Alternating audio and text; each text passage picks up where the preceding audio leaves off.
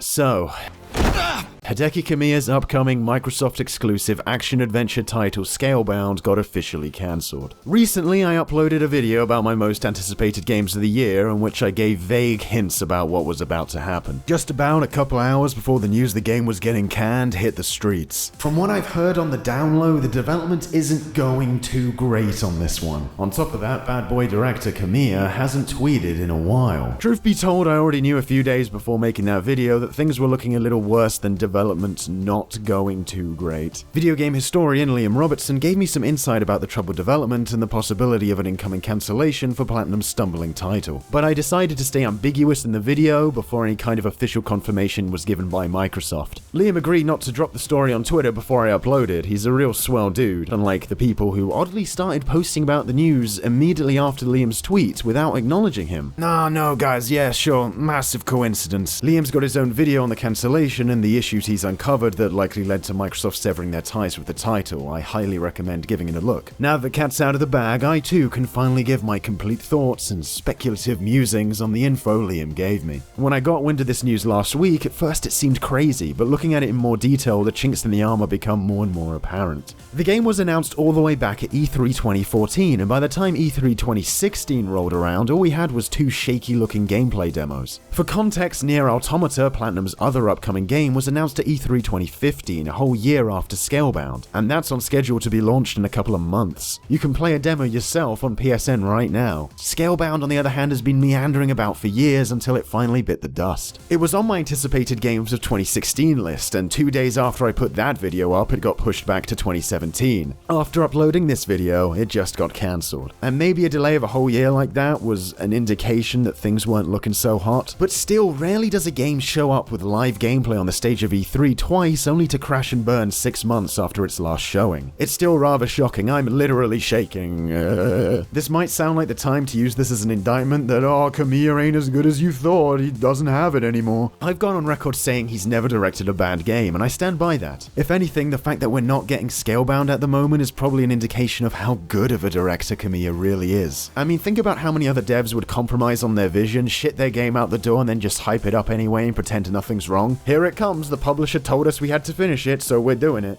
I can respect Kamiya a lot if the case was he simply wasn't happy with it and didn't want to shit it out the door just because Microsoft asked him to. I'd rather something be canned than being subjected to some unfinished banter. Looking back at some of these demos, it's actually quite spectacular what they're trying to push, but it never looks like the system can quite handle it at a steady pace. Word on the inside was that Kamiya and Microsoft were clashing, and this doesn't surprise me. Kamiya's always gone on record as a guy who does what he wants and crafts his own vision. From ignoring playtesters when making Beautiful Joe to sneaking in mechanics 3 months before release into Wonderful 101, he doesn't compromise much. Something that always seemed out of place was this 4-player co-op mode the game decided to introduce. The story of a lone boy and his dragon on the search for adventure seems like a pretty single-player kind of story that would benefit from emphasizing the bond between the kid and the dragon in both the story and gameplay. Having a bunch of identical lads running around via online multiplayer seems like a Microsoft move. The co-op thing is a bit muddy, but things indicate this was a point of contention for the two companies. Can't say it must have helped this beast of a level run with 4 guys and 4 dragons flying around on just an Xbox One. Kamiya also seems to be a guy who appreciates performance in his games, and I can imagine that he probably wasn't best pleased with how things were moving. Getting silky smooth gameplay has always been a priority for Kamiya, but I can't say it's always been for Microsoft. I can imagine the two clashing over what to prioritize. Kamiya was publicly at one point pretty displeased with the promotional material Microsoft was using, so who even knows what kind of other things they were going back and forth on.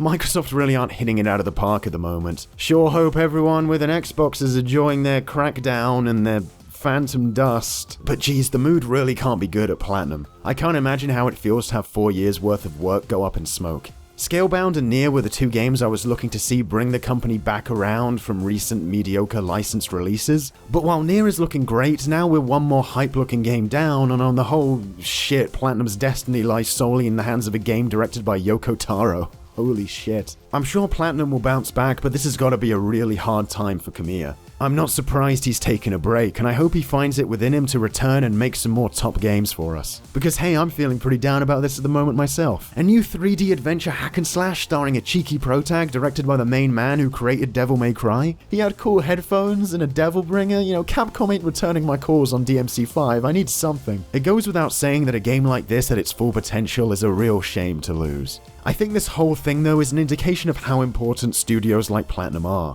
How many other developers are just at the beck and call of their money-making publisher? Platinum and Kamiya are known for pushing quality and their vision. Kamiya's wanted to make this game for years before it even started development. From what I've heard, it would seem they were getting pushed around on it and things weren't heading in their desired direction. So if they had forced the title out under these circumstances with Microsoft's involvement and the constant back and forths between the two parties, I doubt we would have received the game it was intended to be anyway.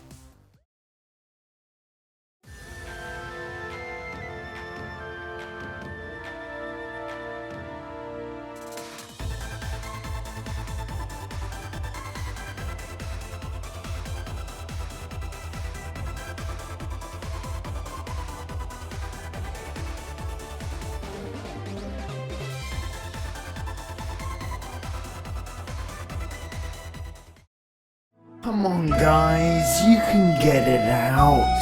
I installed Windows 10 for this shit, so you better make good.